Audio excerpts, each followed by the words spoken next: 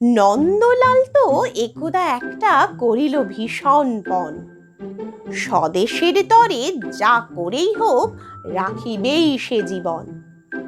সকলে বলিল, আহাহা, করো কি নন্দলাল? নন্দ বলিল, বসিয়া বসিয়া রহিব কি চিরকাল? আমি না করিলে কে করিবে আর উদ্ধার এই দেশ? তখন সকলে বলিল, বাহবা বাহবা বাহবা বেশ। নন্দর ভাই কলেরায় মরে, দেখিবে তাহারে কে বা? সকলে বলিল, যাও না নন্দ, করো না ভাইয়ের সেবা। নন্দ বলিল, ভাইয়ের জন্য জীবনটা যদি দিই, না হয় দিলাম, কিন্তু অভাগা দেশের হইবে কি? বাঁচাটা আমার অতি দরকার, ভেবে দেখি চারিদিক। তখন সকলে বলিল, হাঁ হাঁ হাঁ, তা বটে ঠিক। নন্দ একদা হঠাৎ একটা কাগজ করিল বাহির, গালি দিয়া সবে গদ্যে পদ্যে বিদ্যা করিল জাহির।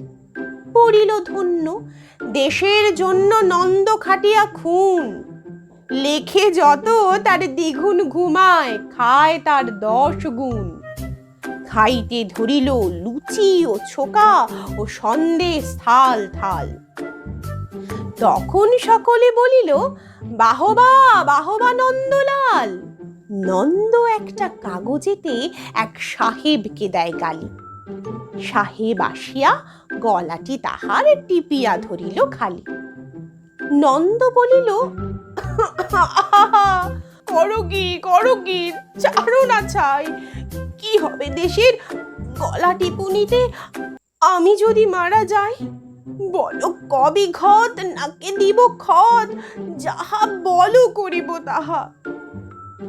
তখন সকলে বলিল, বাহবা বাহবা বাহবা বাহা।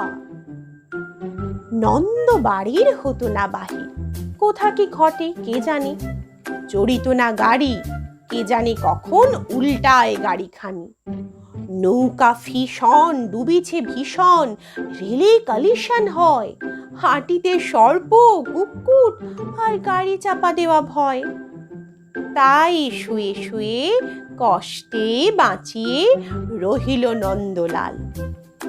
সকলে বলিল, ভেলা রে নন্দ, বেঁচে থাক চিরকাল।